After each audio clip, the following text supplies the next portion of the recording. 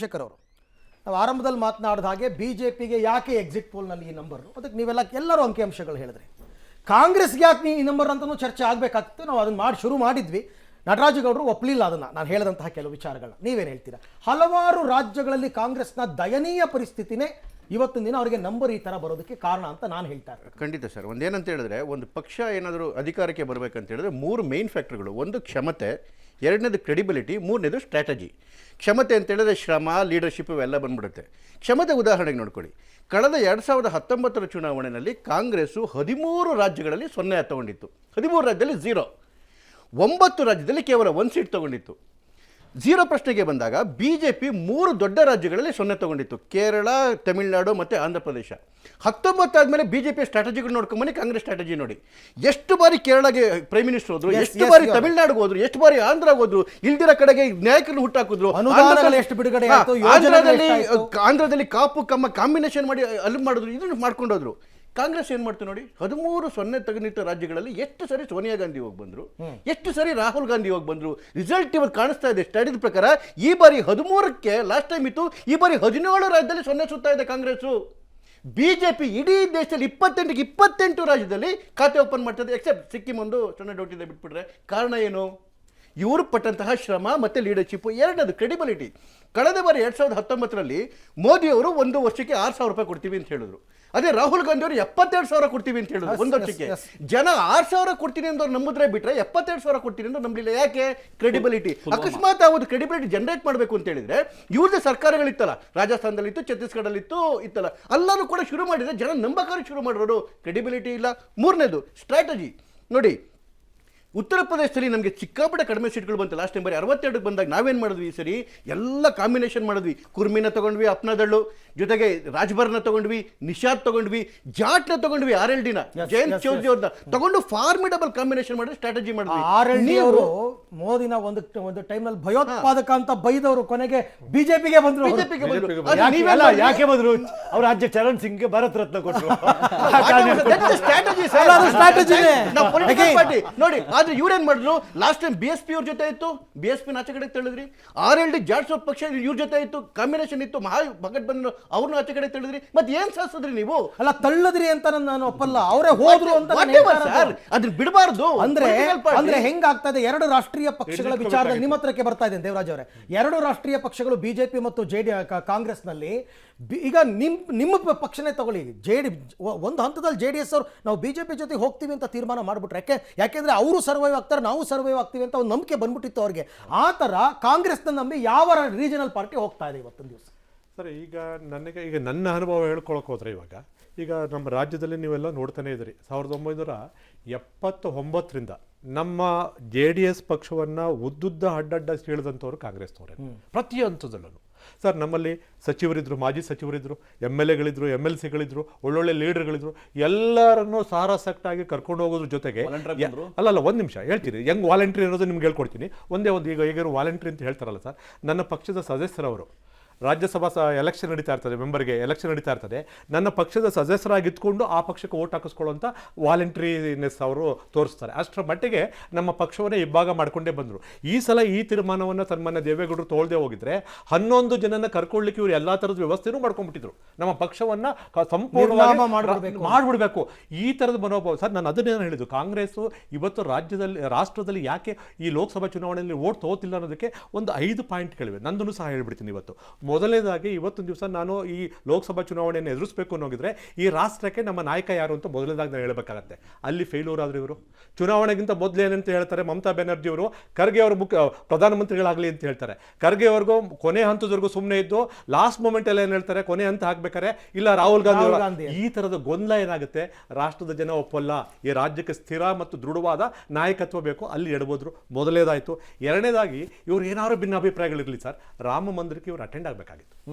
ಅದಕ್ಕೆ ಹೋಗ್ಬೇಕಾಗಿತ್ತು. ಅಲ್ಲಿ ದೊಡ್ಡ ಹೊಡೆತವನ್ನಿದ್ರು ಇವರು. ನೀವು ಅಲ್ಪಸಂಖ್ಯಾತರನ್ನು ಓಲೈಸಿ, ನಾವು ಆಯ್ತಪ್ಪ ನಿಮ್ಮ ಸ್ಟ್ರಾಟಜಿ, ಬಹುಸಂಖ್ಯಾತರನ್ನು ನೀವು ಅಪ್ಕೊಳ್ಳಿ, ತಪ್ಪೇನು ಮಾಡಿದೀವಿ ನಾವು, ಅಲ್ಲಿ ಎಡಬೋದ್ರು. ಆ ಸಂದೇಶ ಕೊಡಲಿಲ್ಲ. ಮೂರನೇದೇನಾಯಿತು, ಒಕ್ಕೂಟಕ್ಕೆ ಸೇರ್ಕೊಂಡಂಥವ್ರನ್ನ ಯಾವತ್ತೂ ವಿಶ್ವಾಸಕ್ಕೆ ತಗೊಳ್ಳಿಲ್ಲ. ಒಂದು ಹೇಳ್ತೀನಿ ಸರ್, ಇವತ್ತು ಮಮತಾ ಬ್ಯಾನರ್ಜಿ ಅವ್ರ ಕೈಯಲ್ಲಿ ಖರ್ಗೆ ಅವ್ರನ್ನ ಪ್ರೈಮ್ ಮಿನಿಸ್ಟರ್ ಅಂತ ಅನೌನ್ಸ್ ಮಾಡಿಸಿದ್ರು. ಖರ್ಗೆ ಪ್ರೈಮ್ ಮಿನಿಸ್ಟರ್ ಪೋಸ್ಟ್ನ ಕಣ್ಣಿಟ್ಟಿದ್ದಂಥ ನಿತೀಶ್ ಕುಮಾರ್ ಅವತ್ತೇ ಬಿಟ್ಟೋದ್ರು ಆಚೆಗೆ. ಯಾವ ರೀತಿ ಇವರೇ ಕೊನೆಗೆ ಮಮತಾ ಬ್ಯಾನರ್ಜಿ ಅವರು ಸೇರಿಸ್ಕೊಳ್ಳಿಲ್ಲ ಕಾಂಗ್ರೆಸ್ ಅವರನ್ನ. ಯಾಕೆಂದ್ರೆ ಇಬ್ರು ಕಣ್ಣಿಟ್ಟಿದ್ರು, ಇಬ್ರು ಸಹ ಪ್ರಧಾನಮಂತ್ರಿ ಹುದ್ದೆ ಮೇಲೆ ಕಣ್ಣಿಟ್ಟಿದ್ರು.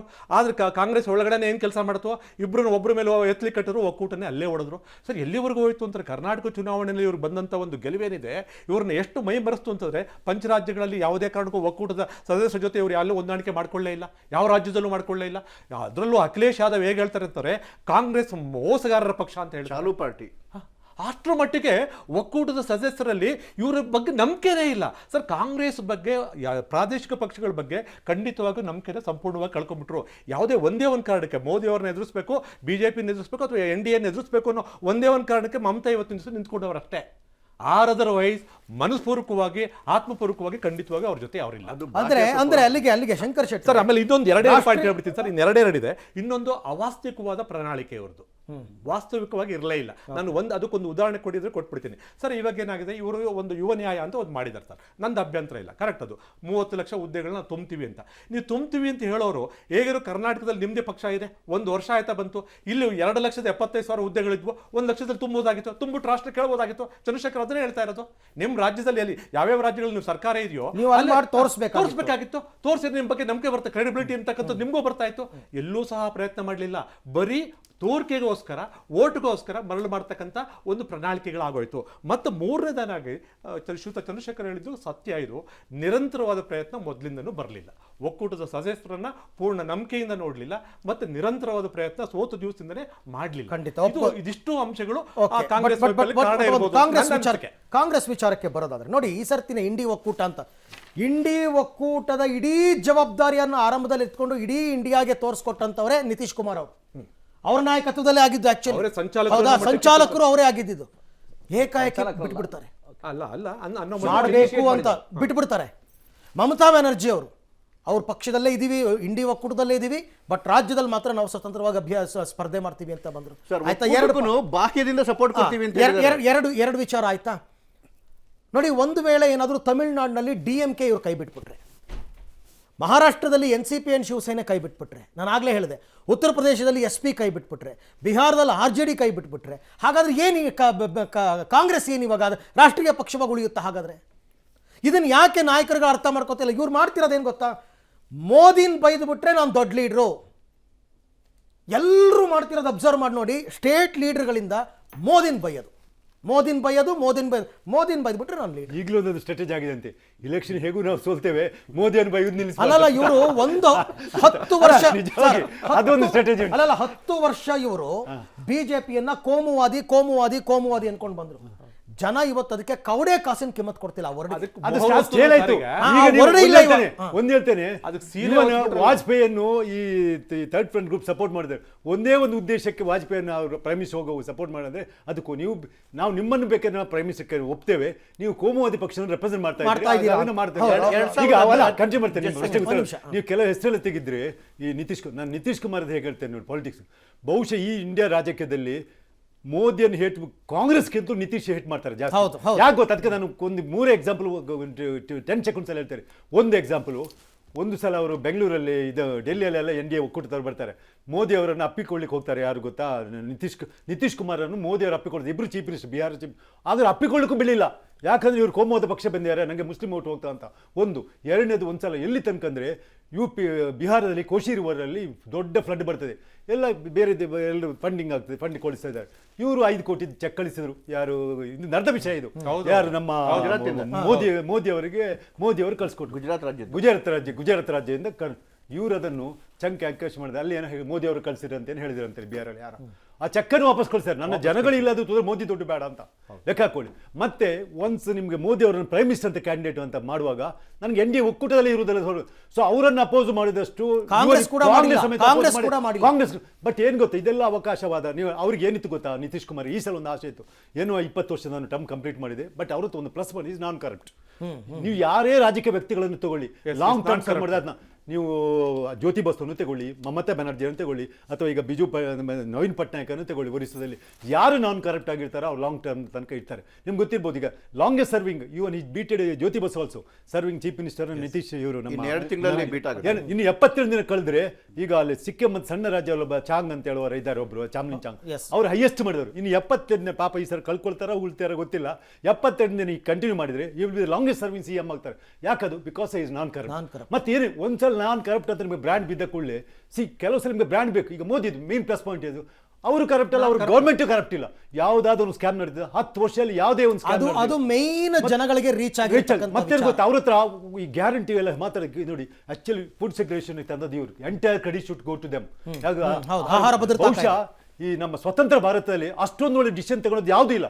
ಯಾವ ಗೌರ್ಮೆಂಟ್ ಇವತ್ತು ನಾನು ನೋಡಿದ್ದೇನೆ ಚಿಕ್ಕವನಿರುವಾಗ, ಎಷ್ಟೋ ಜನ ನನ್ನ ಸುತ್ತಮುತ್ತ ನೋಡ್ತಾ ಇದ್ದೆ. ಆಕ್ಚುಲಿ ದಿನ ಇಡೀ ಹಸಿವೊಂದೇ ಇರ್ದು, ಮಲಗೋಲು ಹಸಿವಲ್ಲೇ ಮಲಗೋಯಿಂದ ಹಸಿವು ಮುಕ್ತನಾಗಿ ಮಾಡ್ಬೇಕಂತ ಇವ್ರು ತಂದ್ರು, ಯಾರು ಮನಮೋಹನ್ ಸಿಂಗ್ ಅವರು. ಅದಕ್ಕೆ ಪ್ರಚಾರವೇ ಇವ್ರು ಮಾಡಲಿಲ್ಲ, RTIಗೂ ಮಾಡಲಿಲ್ಲ. ಅಲ್ಲ RTI ಎಲ್ಲ ಬಿಡಿ, ಅದೆಲ್ಲ ನಥಿಂಗ್ ಇದ್ರೆ RTI, right of education, right of acquisition land, ಇದೆಲ್ಲ 4 ತಂದೆ ಮನ್ರೇಗ ಎಲ್ಲ. ಬಟ್ ಇದ್ರಷ್ಟು ನೀವು ನೋಡಿ, ಯಾರಾದ್ರೂ ಇವತ್ತು ಹೊಟ್ಟೆಗಿಲ್ಲದೆ ಬದುಕ್ತಾ ಇದ್ದಾರೆ. ನೋಡಿ ಆ ಕಾರ್ಯ ಉಂಟಲ್ಲ, ಇವರು UPI ಇವ್ರು ಕೊಟ್ಟದ್ದು ಮನಮೋಹನ್ ಸಿಂಗ್. ಬಟ್ ಈ ಸಲ ಅದನ್ನ ಅವ್ರು ಹೈಜಾಕ್ ಮಾಡಿಬಿಟ್ರು. ಕೇಳಿ ಏನ್ ಹೇಳಿದೆ ಗೊತ್ತಾ, ನಾನು ಅದನ್ನು ಫುಡ್ ಸೆಕ್ಯೂರಿಟಿ ಕಂಟಿನ್ಯೂ ಮಾಡ್ತೇನೆ ಅಂತ ಹೇಳ್ಬಿಟ್ರು. ಜನ ತಿಳ್ಕೊಂಡ್ರು ನಮ್ಗೆ 5 ವರ್ಷ ಕಿಚ್ಚಿ. ನಟರಾಜ್ ಗೌಡ್ರೆ ಒಂದು ವಿಷಯ, ನಟರಾಜ್ ಗೌಡ್ರೆ ಈಗ 3 ಜನ ಮಾತನಾಡಿದ್ರು, ಇವ್ರು ಬಿಡಿ ಒಂದೊಂದು ಪಾರ್ಟಿ ರೆಪ್ರೆಸೆಂಟ್ ಮಾಡ್ತಾರೆ. ಶಂಕರ್ ಶೆಟ್ಟರು ಅದು ಹೇಳ್ತಾರೆ. ನಾನು ಹೇಳ್ತಾ ಇರೋದು, ಕಾಂಗ್ರೆಸ್ನ ನಾಯಕರು ಈ ಯಾವ ವಿಚಾರದ ಬಗ್ಗೆನೂ ತಲೆ ಕೆಡಿಸ್ಕೊತಾ ಇಲ್ಲ. ಈಗ ಹೇಳ್ತಾ ಇರೋದು ಸ್ಟೇಟ್ ಲೀಡರ್ಗಳಿಂದ ಹಿಡಿದು ಸೆಂಟ್ರಲ್ ಲೀಡರ್ಗಳ ತನಕ. ನಿಮ್ಮ ಮಾತು ಕರೆಕ್ಟ್ ಆಗಿದೆ. ನೋಡಿ, ಈಗ ನೀವು ಹೇಳಿದ್ರಿ ಮೋದಿನ ಬೈಯದೇ ಒಂದು ಕಾಂಗ್ರೆಸ್ ನಾಯಕರು ಸಂಘಟನೆ ತಿಳ್ಕೊಂಡಿದ್ದಾರೆ ಅಥವಾ ಅದಕ್ಕೆ ಕಾರ್ಯ ಮಾಡ್ಕೊಂಡಿದ್ದಾರೆ ಅಂತ. ನೋಡಿ, 2014ರಲ್ಲಿ BJP ಸರ್ಕಾರ ಬಂದ ಮೇಲೆ ಅವ್ರು ಫಸ್ಟ್ ಕೆಲಸ ಮಾಡಿದ್ದು ಈ ಭೂ ಸ್ವಾಧೀನ ಕಾಯ್ದೆಗೆ ತಿದ್ದುಪಡಿ. ಭೂ ಸ್ವಾಧೀನ ಕಾಯ್ದೆ ತಿದ್ದುಪಡಿ ತಗೊಂಬಂದ್ರೆ, ಯಾಕಂದ್ರೆ ನಾವು ತಗೊಂಬಂದು ಬೇರೆ ಇತ್ತು, ಅವ್ರು ತಗೊಂಬಂದ್ರು. ಇಮ್ಮಿಡಿಯೇಟ್ ಆಗಿ ರಾಹುಲ್ ಗಾಂಧಿಯವರು, ನಮ್ಮ ಎಲ್ಲ ಕಾಂಗ್ರೆಸ್ ನಾಯಕರು ಇಡೀ ದೇಶದಲ್ಲಿ ಪಾದಯಾತ್ರೆ ಮಾಡಿದ್ರು, ಹೋರಾಟ ಮಾಡಿದ್ರು, ಪ್ರತಿಭಟನೆ ಮಾಡಿದ್ರು. ಅದಕ್ಕೆ ಮುಣಿದು BJP ಆ ಸರ್ಕಾರ ಆ ತಿದ್ದುಪಡಿಯನ್ನು ವಾಪಸ್ ತಗೊಂತು. ಆಗಿಂದ ಹಿಡಿದು ನಾವತ್ತು ನೋಟ್ ರದ್ದಾಗ್ಬೋದು, GST ಇಂಪ್ಲಿಮೆಂಟೇಷನ್ ವಿಷಯ ಆಗ್ಬೋದು, ಕೊರೋನಾ ಕಳಪೆ ನಿರ್ವಹಣೆ ಆಗಬಹುದು, ಅಥವಾ ಈ ಎಲೆಕ್ಟ್ರಲ್ ಬಾಂಡ್ ತಂದಿದಂತ ಆಗ್ಬೋದು, ಈ ಥರ ಯಾವುದೇ ಕಾನೂನು ತಗೊಂಡು ಬಂದಾಗಲೂ ಕೂಡ ನಾವು ಪ್ರತಿಭಟನೆ ಮಾಡಿದ್ವಿ, ಹೋರಾಟ ಮಾಡಿದ್ವಿ. ಈವನ್ ರೈತರ ಹೋರಾಟ ದೆಹಲಿನಲ್ಲಿ ಮಾಡಿದ್ರಲ್ಲ ಒಂದು ವರ್ಷ, ಆ ಹೋರಾಟಕ್ಕೂ ನಾವು ಕೂಡ ಬೆಂಬಲ ಕೊಟ್ಟು ನಾವು ಜೊತೆ ನಿಂತ್ವಿ. ಆ ಸರ್ಕಾರ ವಾಪಸ್ ತಗೊಂತು. ಅವೆಲ್ಲ ಅದು CAA ಆಗ್ಬೋದು, NRC ವಿಷಯ ಆಗ್ಬೋದು. ಪ್ರತಿ ಸಮಯದಲ್ಲಿ ಈ ದೇಶ ಅಂತ ಬಂದಾಗ, ಜನ ಅಂತ ಬಂದಾಗ, ಯಾವುದೇ ವಿಷಯದಲ್ಲಿ BJP ಕೆಟ್ಟ ನಿರ್ಧಾರಗಳು ತೆಗೆದುಕೊಂಡಾಗ ನಾವು ಹೋರಾಟ ಮಾಡಿ, ಸಂಘಟನೆ ಮಾಡಿ ಅದಕ್ಕೆ ದೇಶಕ್ಕಾಗಿ ಕೆಲಸ ಮಾಡಿದ್ದೀವಿ. ಇದು ಅಧಿಕಾರ ಇರಲಿ ಇಲ್ಲದಲೇ ಇರಲಿ, ಈ ಕೆಲಸವನ್ನು ನಿರಂತರವಾಗಿ ಮುಂದೆನೂ ಮಾಡ್ತಾ ಇರ್ತೀವಿ. ಆದರೆ ಚುನಾವಣೆ ಗೆಲ್ಲಲಿಕ್ಕೆ BJPನಲ್ಲಿರ್ತಕ್ಕಂತಹ ಆ ತಂತ್ರಗಾರಿಕೆ ನಿಜವಾಗ್ಲೂ ಕಾಂಗ್ರೆಸ್ನಲ್ಲಿ ಇರಲಿಲ್ಲ. ಈ ಬಾರಿ ಅದು ಸ್ವಲ್ಪ ಬದಲಾವಣೆ ಆಗಿದೆ ಅಂತ ನಾನು ಯಾಕಿರ್ಲಿಲ್ಲ, ನಾವು ಕರ್ನಾಟಕದ ಎಕ್ಸಾಂಪಲ್ ತಗೊಳ್ಳಿ. ಸಿದ್ದರಾಮಯ್ಯ, DK ಶಿವಕುಮಾರ್ ಅವರು ಮಾಡಿದ ತಂತ್ರಗಾರಿಕೆ ದೇಶದಲ್ಲಿ ಅದನ್ನು ತಗೊಳ್ಳೇ ಇಲ್ಲ. ನೀವು ಯಂತ್ರ ತಂತ್ರಗಾರಿಕೆ ಮಾಡಬೇಕು. ಇವ್ರು ಹೇಳ್ದಂಗೆ ನಾವು ಮಾಡೋ ಒಳ್ಳೆ ಯೋಜನೆಗಳನ್ನ ಜನಗೂ ತಲುಪಿಸುವಂತ ಕೆಲಸ. ಆಮೇಲೆ BJP ವಿರುದ್ಧವಾಗಿ ನೆಗೆಟಿವ್ ಕ್ಯಾಂಪೇನ್ ಇದೆಯಲ್ಲ, ಅದನ್ನ ನಾವು ಯಾವತ್ತೂ ಮಾಡ್ತಾ ಇರಲಿಲ್ಲ. ನೆಗೆಟಿವ್ ಕಮಾನ್ ಇದನ್ನ ಜನಸಾಮಾನ್ಯರು ಬಿಜೆಪಿಯಲ್ಲಿ ಮಾಡಿದ್ದೇ ನೆಗೆಟಿವ್ ಕ್ಯಾಂಪೇನ್. ನೀವು ಮಾಡಿದ್ದೇ ನೆಗೆಟಿವ್ ಕ್ಯಾಂಪೇನ್. ಈಗ ಮೋದಿ ಅವ್ರನ್ನ ಯಾರ್ಯಾರು ಏನೇನ್ ಅಂದ್ರು ಅಂತ ಲಿಸ್ಟ್ ಇದೆ ಓದ್ಲಾ? ಇದು ನೆಗೆಟಿವ್ ಕ್ಯಾಂಪೇನ್ ಅಲ್ವಾ? ಹಾಗಾದ್ರೆ ಮೋದಿ ಅವ್ರನ್ನ ನೆಗೆಟಿವ್ ಕ್ಯಾಂಪೇನ್ ಅಲ್ಲ. ಮೋದಿ ಅವ್ರನ್ನ ಅಂದಿದ ತಕ್ಷಣ ಇಡೀ ಚುನಾವಣಾ ನೆಗೆಟಿವ್ ಆಗುತ್ತೆ ಅಂತಲ್ಲ. ನೋಡಿ, ನಾವು ಗ್ಯಾರಂಟಿ ತಗೊಂಡ್ ಬಂದ್ವಲ್ಲ. ಇಲ್ಲ ಇವನ್ ಮೋದಿ ನಟರಾಜ್ ಗೌಡ್ರೆ ಚೌಕಿದಾರ್ ಶುರುವಾಗಿದೆ ಅದರಿಂದ. ಚೌಕಿದಾರ್ ಯಾಕಾಯ್ತು? ನೀರವ್ ಮೋದಿ, ಲಲಿತ್ ಮೋದಿ, ಚೌಕ್ಸಿ ಎಲ್ಲ ಓಡೋದ್ರಲ್ಲ. ನೀನ್ ಚೌಕಿದಾರ್ ಅಂತೀಯಲ್ಲಪ್ಪ. ಜನ ಉತ್ತರ ಕೊಟ್ರಲ್ಲ. ಅವ್ರಿಗೆ ಸಾಲ ಕೊಟ್ಟಿದ್ಯಾರು? ಯಾವ ಟೈಮ್ ಸಾಲ ಕೊಟ್ಟಿದ್ದು? 2007, 2008, 2009. I agree. ಹಂಗಂತ ಹೇಳಿ ನಿಮ್ ಸ್ನೇಹಿತರು ಸಾಲ ಕೊಟ್ಬಿಟ್ಟು ಆಯ್ತಪ್ಪ, ನೀನ್ ಪೊಲೀಸ್ ಅಲ್ಲ, ನೀನ್ ಯಾಕೆ ಬಿಟ್ಟೆ? ನಾವು ಇದನ್ನ ಕೇಳಲೇಬೇಕಾಗತ್ತೆ ಪ್ರಶ್ನೆ. ಆ ಪ್ರಶ್ನೆ ನಾವು ಮಾಡಿರೋದು ಎಲ್ಲಾ ಸಮಯದಲ್ಲೂ ಕೂಡ ನಾವು ಎತ್ತಿರುವಂತ ಪ್ರಶ್ನೆಗಳು. ಒಂದ್ ಬ್ರೇಕ್ ತಗೋಬೇಕು. ಆತ್ಮಾವಲೋಕನದ ಸಂದರ್ಭ ಅಲ್ಲ ಇದು. ಯಾಕೆ ಅಂತ ಹೇಳ್ತೀನಿ. ಇಲ್ಲಿ ತನಕ ನಾವು ಮಾತನಾಡಿರೋದು ಎಕ್ಸಿಟ್ ಪೋಲ್ ನಂಬರ್ಸ್ ಅನ್ನು ಆಧಾರವಾಗಿ ಅಷ್ಟೇ ಹೊರತು ಎಕ್ಸಾಕ್ಟ್ ಪೋಲ್ ಅಲ್ಲ ಇದು. I am sorry. ನಟರಾಜ್ ಗೌಡ್ರ ಆತ್ಮವಿಶ್ವಾಸ ನಂಬರ್ ಆಗಿ ಕನ್ವರ್ಟ್ ಆಗ್ಬೋದು, ಯಾರಿಗೂ ಗೊತ್ತು. ಬಟ್ ನಾನು ಹೇಳ್ತಾ ಇರ್ತಕ್ಕಂಥದ್ದು, ಆ ಎಕ್ಸಿಟ್ ಪೋಲ್ಗೂ ಒಂದು ಆಧಾರ ಇರುತ್ತಲ್ವಾ? ಅವ್ರೇನು ಕಡಿಮೆ ಸ್ಯಾಂಪಲ್ಸ್ ತಗೊಂಡ್ರಲ್ಲ. ಒಂದೊಂದು ಕಡೆ 3 ಲಕ್ಷ 4 ಲಕ್ಷ ಸ್ಯಾಂಪಲ್ ತೊಗೊಂಡಿದ್ದಾರಂತೆ, ನಾ ಕೇಳ್ಪಟ್ಟೆ ಕೆಲವು ಕಡೆ ಎಲ್ಲ. ಹಾಗಾಗಿ ಅದನ್ನು ಆಧಾರವಾಗಿ ಇಟ್ಕೊಂಡು ಪ್ರಿಲಿಮಿನರಿ ಕರ್ಟನ್ ರೈಸರ್ ಇದೆ ಅಷ್ಟೇ. ನಾಳೆ ರಿಸಲ್ಟ್ ಬಂದಮೇಲೆ ಇದ್ದೇ ಇದೆ ಅದೆಲ್ಲ ಚರ್ಚೆ ಮಾಡ್ತಕ್ಕಂಥದ್ದು.